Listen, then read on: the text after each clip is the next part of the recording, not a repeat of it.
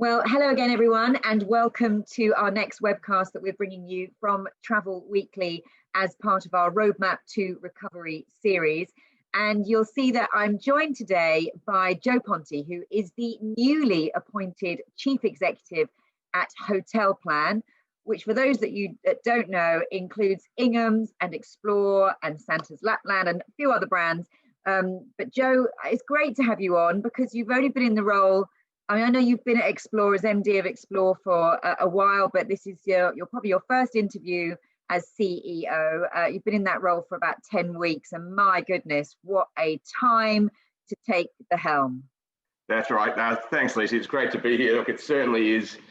It's a very unique time in our industry to be stepping into a role like this. It's an incredible opportunity to lead these great businesses. You know, it depends on who you ask if people think that coming in at this time has been a great opportunity or the worst timing ever. You know, I like to think of it as a good opportunity to come in and help in the short term guide these businesses through this crazy time, but also take this opportunity for us to be really focusing on the future and the longer term direction of the businesses. You know, we're afforded somewhat of a luxury with our ownership under Migros, a big Swiss cooperative, that whilst we're having to be very careful with everything, we're making the most of the furlough program where it makes sense. We've been afforded the luxury to be able to really look at the customer propositions, look at the brands, and make sure that we're fit and ready to come back in a stronger position than we went into it. And that's what we're really trying to do. All right.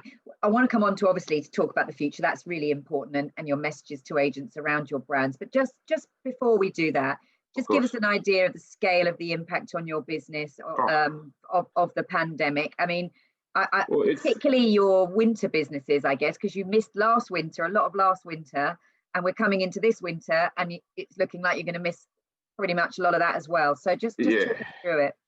It's almost impossible to understate the combined impact of Brexit and the COVID virus on all the businesses within our group, but particularly the winter focused businesses. Obviously, they had that defined period where we have all of our customers going, and it's just really decimated it for us and for our competitors as well. Now, we took the decision. It was the toughest thing for me. The first decisions I had to make in my new role, first was to suspend Santa's Lapland. That was 6,000 people who were going up to see Santa Claus. Second, it was to suspend the December program. And then last week, it was to suspend January. And we've also suspended the Chalet program as well. So that's obviously devastating for us. And it's, you know, the rest of the season, to be really honest, is probably on a bit of a knife's edge. We are focused and hopeful that we will get people away from February and in midterm, but to make a call on what the situation in 1 month from now is going to be is really hard. We will only send people away if it's safe to do so. What has been really good and pleasing for us, and I think it's almost an indication that people will travel and they will come back, has been the rebookings of those people. So Santa's Lapland, as an example, 60% of the people that we suspended have booked into next year. And what's even more pleasing now is that Santa's Lapland program is actually bookings are up 50% now than they were a year ago. So people are really seeming to be more comfortable booking a long way out. Well, that's got a window as well, isn't it? Because you can only take your kids when they're at a certain age, when, you know, I hope no children are watching this, but when they believe. Yes. So I guess for some people, they maybe were thinking about it, haven't been able to go this year, so they desperately will want to do the next year. Absolutely. I think for the parents that can fund that kind of trip, because Christmas is going to be so strange this year, they'll be thinking, what can I do really special to make up for it next year? So we've normally, by this point in the year, we're maybe 15% sold. We're about 55% sold into next year, and we're going to sell out. So you've just added some capacity, haven't you? So that's probably to take account of the rebooks, is it? Yes. And then the new business. Correct. We added 2,000 seats out of Manchester, just because Manchester specifically was selling really well, and we just wanted to boost it and make the most out of it. So we're now almost at our capacity of what we can do where we go up in Lapland. So that's really encouraging, and it's been similar for the ski bookings that we've had to suspend as well. I think 45% of those have booked into next year. You know, what I'm learning more and more about skiers is that they absolutely love to ski. So when we can travel, people are going to want to do it. But for this season, it's been absolutely devastating for us. I love how you say skiers love to ski as if they're another breed. Joe, I know you are a skier now yourself. I absolutely am, and we've been skiing together, and it's funny. As soon as I moved to Europe and had access to the alpine environment, I've absolutely been loving skiing. I was meant to be going skiing again this season as well, so that's been put off. But it's been really tough for us and for our suppliers and partners.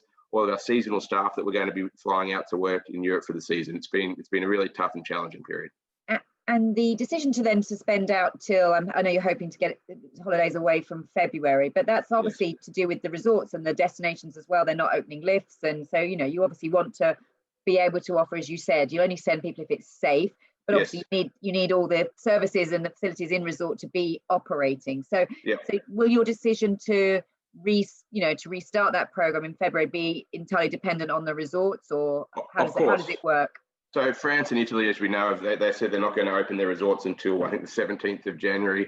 And so what our team's focused on at the moment is just understanding every single ski resort, the protocols that are in place at every single hotel, so that when someone calls either to confirm their booking or to make a last-minute booking that we're hoping for, we can talk to them about what lifts are operating at full capacity, is Apro Ski open? So that's kind of the benefit for booking with the Hotelplan brands, is that we're working hard to provide that level of expertise. So if someone books with us, they know it's going to be as safe as possible, and they're going to have an understanding of what's open and the experience that they're going to get.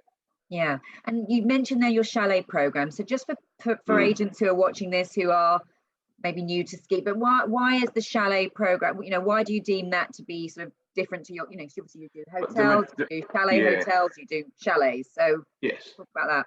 So the majority of the chalet, so we've still got a few chalet hotels that we're operating. The majority of the chalets that we suspended for the season were related to the Esprit program, which is the family program. And so we took that decision because we feel that it's harder to create a completely COVID safe environment when you're looking at childcare. And we also thought that families are probably going to be the least likely to be booking late into that program. And we didn't want to have any risk of creating an unsafe environment for families. But the majority of the rest of the program, the hotels, is really targeted at those hardcore skiers who love to ski and will be more comfortable in traveling this season should we be able to get it away. Okay, all right. Well, that sounds good. And in terms of your messaging, I know you know the agents are really important to you, and you know you've got Julie out on the road and various other people. So how are you communicating all this with the trade at the moment? Yeah, so Julie's doing some great job with her team on reduced hours, communicating as much as we can and making sure that we want to position ourselves as that source of information for agents when anything alpine that's coming up over this winter season. And look, talking about the importance of agents, we're even seeing that in the bookings that are coming through. So ordinarily with our Santa's program, it's about 50-50 agent and direct, and we're agnostic when it comes to the source of our bookings. We absolutely love the trade bookings and support the trade heavily. Interestingly, in the new bookings that are coming through, that's gone up to about 65%. So I think as we come through this, we're going to see that people want to have that surety and confidence of booking with an agent, and we'll do everything we can to support the agent channel through the training that we're doing. That's quite a shift, actually, isn't it? That's not just a few percentage points. That's remarkable. And you think that's down to customers now perhaps being a bit nervous about, you know, whether it's their own safety or their financial security, and so they want to use a trusted expert to help them book a holiday? I think so, and I think we were really proud about the way in which we conducted ourselves through the crisis and giving all the refunds that we did, refunding all customers that wanted to. But there was different levels of refunding throughout different operators, and that's understandable. But I think that there's a sense that by booking with an agent, that financially I'll be safer, and I'm getting someone who's going to be able to give me all the information about the kind of trip that I'm going to get. Someone who's also accountable for the holiday that they're going to get as well. Absolutely. Well, that is a silver lining, let's hope, of this pandemic for the trade when we get through things. Now, Joe, right at the start, you talked about COVID being a massive challenge, but also Brexit. That's looming. Yes. It's almost like we forgot it. And in the last week, it's become right to the fore. You've got Boris Johnson saying now it's every possibility that we may not get a deal. Yeah. This is huge for a lot of people in the travel industry. You specifically, we've even got these suggestions now that Europe will not let us in because of our high infection rates, and they will not want Brits going to European countries, and we will then be outside of Europe, so we will not be allowed it. I mean, these are genuine concerns, and I know we've had people putting comments on our website all morning asking about it. What's your take? My personal take is I have no idea how we got ourselves into this terrible mess. It's just that it's literally 5 minutes to midnight. We've got 20 days to go, and there is still no clear clarity around all the different elements of what Brexit's going to entail. Now, we've approached it. We have a team internally that are looking at the 11 different impact areas of Brexit for us. And we've just had to work on different scenarios because for half of them, there is no outcome yet.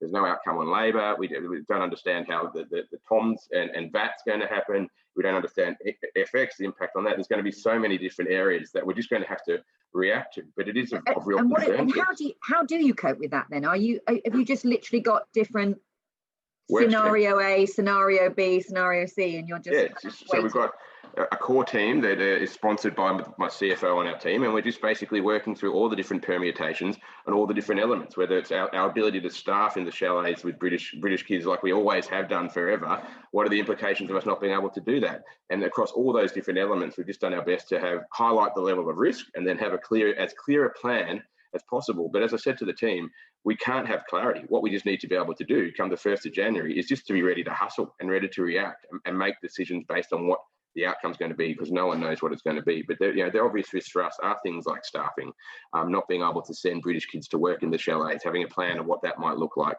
and what that service offering and service impact is going to be for chalets going forward. It has to become a different offering.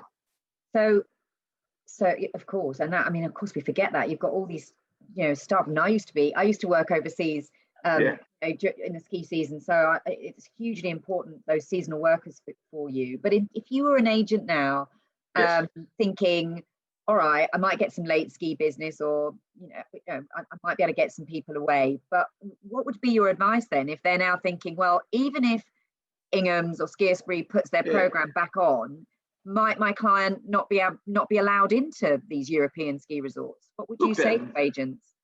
Look, every agent needs to make a decision that they're comfortable with. The advice that I would give, if they've got someone that desperately wants to go, and we've got a lot of people that desperately want to go, we're still getting as many bookings late into this season as we are getting into next season, because as we know, us skiers like to ski, Lucy. But I would advise them just to check with the operator that they're booking with, and check on their history about refund process, if they can't travel, when they're going to get the money back, so that they know and they can make that promise to the customer. Here's what I can book you on. This organisation has done everything they can to create a safe environment, and if you can't go, this is what is going to happen. And we've got social proof. So they should be confident. They should be confident booking with you guys at least, because you will be super flexible if the rules change and people are not allowed into Europe. Absolutely, and the way in which you operated historically has proven that. So if trips are cancelled and we can't go, then people have that opportunity to get their money back, and we've been refunding people the entire time. It was a bit hard at the beginning just to get it up and running, but as soon as we could, we've got processes in place, and even on all the stuff we're suspending right now, everyone has that opportunity for a full refund if they want it. So the advice to an agent is just do your research, book confidently with someone that you can trust. Okay, all right, really good advice. We should talk about other parts of your program. Yes. You've got Explore, which is your baby, because you've been there a long while, and I know you've had to widen your remit and take on other things, but Explore is an important brand for the business. Member of ATAS, touring and adventures has been a growth sector for the industry, and I know you've got tours in that program that you feel will be really popular for people when they're coming out of the pandemic and looking for perhaps a different kind of holiday, where they perhaps are out in the open a bit more, and a bit, to allow more social distancing, and obviously being healthy, because we've all been locked down. So talk to us about your your ambitions for that program. Well, it's similar in other parts of the program, which I'll talk about for a second. But yes, absolutely. In the Explore program, the walking part of that program, which traditionally is made up maybe 25% of the program, is actually outselling some of the main parts of that now. And we're seeing that across different parts of the group, as well as this yearning for outdoors, authentic experiences where I'm out in the open. You imagine even the summer Ingham's program, if you think about that, walking in the Alps almost feels like the perfect antidote to being locked down and all being so inwardly focused for such a long time. And we're seeing it across the group. So we're going to Explore. We've got really strong hope and strong comeback plans to come out of this. Again, the Explore team, my old team, have been working really hard to make sure that we're ready to go. They've got some great activity launching in the new year. and some great support for agents.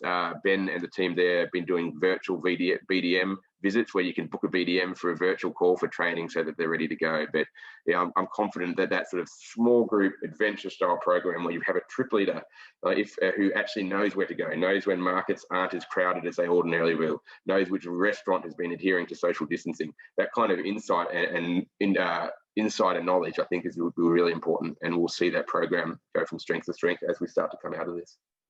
And in terms of, I mean, a lot of that program is to some far-flung, long haul destinations, and certainly all the research that we're seeing. I mean, we produced our annual insight report, which we released yesterday, and one of the findings of that was that 68% of the people surveyed were not going to travel long haul until they'd had a vaccine.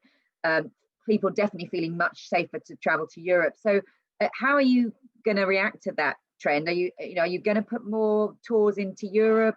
Yeah, we that's what we've been doing. So we launched for our first time a decent sized UK program where we launched in 10 weeks, 10 UK trips, and we're looking at opportunities to expand into our European program.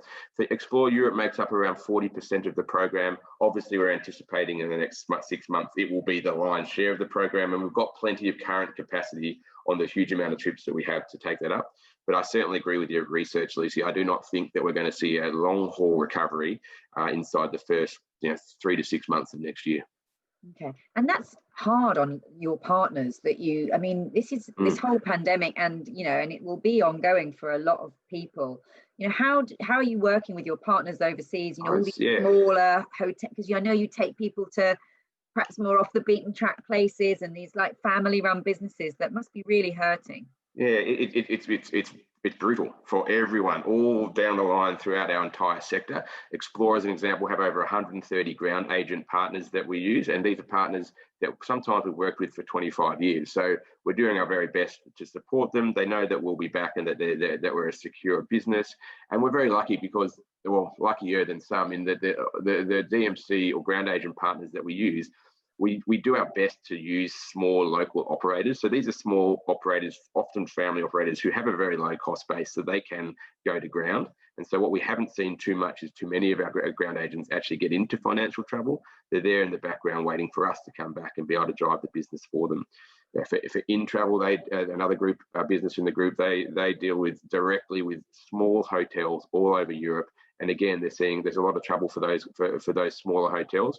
All we can do is communicate with them as much as possible, assure them that we're going to be back. As I said earlier, the support we have from our Swiss owners means that we will be back, and we're working hard to come back as strong as we can, and just to give them as much support as possible. But it's absolutely tough for everybody. I want to come back to that, because you have actually been on a tour yourself, haven't you, fairly recently? So you can talk about that. But just before we move on, because you've mentioned it twice now, and for people that don't know, could you just explain the ownership of your? Yeah, absolutely. So we are not into loads of detail, but it's Hotelplan. No, very briefly. But just so people are assured about the size of your company, and you keep saying it's the financial security behind you. So talk about that. Hotelplan UK is part of Hotelplan Switzerland, which is the travel businesses of Migros, which is the biggest cooperative in Switzerland that has a turnover each year of 19 billion Swiss francs and hundreds of millions of profit each year. They have a very long-term view of the businesses that they're a part of and the businesses that they support. And they've given us assurances and more than that they're in the travel businesses for the long haul. I meet with my Swiss boss once a month, and the constant message from him and the overall chairman is that the travel businesses are here to stay, and that they'll support us through this crisis. So I feel tremendously lucky, to be honest, to be part of the Hotelplan group, where this ownership and this strength is giving us this ability to make sure that we're working hard to come through this as well as we can and not go into complete hibernation. Yeah, well, it's important. I think it's important because it goes back to that point you made about making sure you choose the right partners going forward. So just back to quickly about tours. If agents are worried about what a tour might be like in this new world where there's obviously new protocols that are going to be required, you've experienced one. You went on a walking tour. I can't remember where. You can tell us. Dolomites. But did it feel? It was awesome. Did it feel okay? It didn't feel weird being... Yeah. So look, for Explore, what we've the guys have done, and we've done it actually across all parts of the business, is written clear guidelines of what we expect from our ground agents when we're going to be travelling again, and we've shared those on it. They're internal documents for our partners, but we've published them to our website, so people can actually go and see exactly the lengths that we've gone to create a safe environment. And so a lot of what happens, you don't even notice when you're on the ground. We're using bigger coaches, so people, because we have a maximum of 16, average of 12. So on a big coach, you can be distanced from each other. But other than that, you don't notice too much. It's very similar when I was in Italy. I went to the Dolomites on a walking trip, which was one of the coolest things I've ever done. But it's similar restrictions to here. And what we found at that point when I was in Italy, the Italians were following it to the letter of the law. It's almost was a little bit ahead of the UK, where the UK is now, where people, if you're not wearing a mask, people will just politely ask you to put one on. The restaurants are all set up like the restaurants are now, where you have to wear your mask if you're getting up from the table. And our guests that were on that trip, that was the first post-lockdown trip that we ran, were just tremendously complimentary, because it meant that everything that we'd done to take care of it and create as safe an environment as possible. And it's impossible to make it 100% safe. That's an important thing to state. But they felt like they could just enjoy the walking and enjoy the holiday. And it's a tremendous part of the world. I've not been to the Dolomites before. It was one of some of the most stunning walking I've ever done. Oh, well, good for you. And of course, you know, it's not just your Explore walking program that you'll be focusing on. I mean, presumably Ingham's is Lakes and Mountains program. Yes. I mean, we think of Ingham's and it's very easy to think Ingham's ski, but that's your summer business is important too. And do you think what are you hoping for that in a post-pandemic world? It's really important for us, the summer program, and it's a fantastic offering. You know, what we pre-pandemic, a lot of work had been started in how we round out that portfolio and that part of the product, where there's walking, a fantastic food offering. So whether you want to be walking through the Alps, sitting by Lake Garda and having an Aperol Spritz of an afternoon, whatever it is, the Alps, I think, are really going to bounce back well as a summer program. So I've challenged our team to look at how we can make sure that we can potentially add extra capacity, because what I'm hoping for, and I think what most of our industry are hoping for, is that once this vaccine starts to roll through the population, we get to spring and we're hoping to see a significant demand come back. And I want to make sure that we've got enough demand in that awesome summer program enough supply to meet the demand that we're anticipating is going to come for that fresh air style summer holiday, staying up in a chalet, walking each day. It's what I'll be doing. Yeah, that sounds lovely. Absolutely. Now, conscious of time, Joe, yes. A couple of little sort of specific things, but I know we've written about you launching as sort of a new magazine instead of a brochure for Ingham's, and I'm just talk us about that, and that's for one program at the moment, but is that the way you're moving with all your programs, and what is the difference between this magazine style rather than brochure? Because you said it was to inspire agents, but tell us why. And so the one that you're referring to is our Italy brochure that the marketing guys recently put out. We also have the traditional large brochure with all of the hotel plan pages and all the activities and everything. To focus on the Italian one was just to be a bit higher in the funnel of the consumer journey. Now, often though, the older style brochures go straight to, right, what am I going to book? What am I going to do which day? But we want to be able to inspire people and have a piece, almost like a coffee table piece, that's going to sit around people's homes, they can turn to and come back. It's got some product in there. It's more about the style and the type of experience that you're going to have, rather than where you're going to stay. Because the reality, we don't travel to stay in a hotel. Well, our customers don't travel to stay in a hotel. They travel for food experiences, walking, to get under the skin of the destination. So we wanted to bring that to life before we get to that more actual point of acquisition and where you're going to stay and how you're going to get around. Okay, it's really interesting. Do you think you'll do that for, I mean, you say it's for Italy, but will you be doing that for other destinations and other parts of the business, do you think? To be decided, but we're shifting a lot of our brochures to that more inspirational space. I think the role of a brochure is changed so much in this digital age, and I think brochures have a really important part for agents and for customers, but we need to think of them in the context of the other communication tools that are available, rather than just look at them alone. And I think that they do have more of a place in that inspirational space, rather than that, here's all the product, what do you want to buy? Yeah, absolutely. I mean, you mentioned this digital age, which of course we've had to kind of get very up to speed with very quickly because of COVID, because we're all stuck at home and this is how we have to talk to each other now. Just finally, in terms of how you deal with the trade going forward, do you see a return to, fam trips and Yes. face-to-face meetings and things, or or will it be a mix, or how do you see it? Because I think you're well known, aren't you, for being trade friendly in the way you train agents, but how will that come together going forward?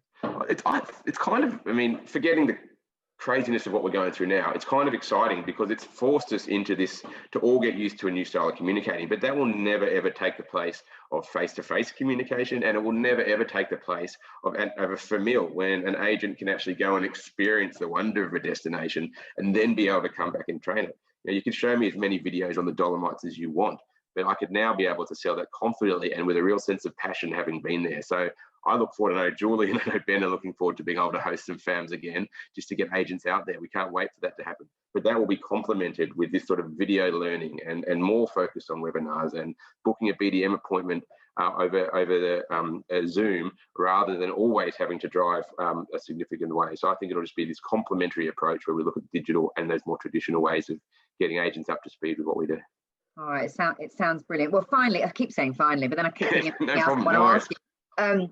But just really, you're close to obviously all your brands now. Like, just for anyone watching, are there any trends that you are seeing? Maybe it's in terms of duration, or group size, or the type, anything that you're noticing for any of your brands that would be good for agents to harness and really get behind as they're trying to boost their own 2021 business.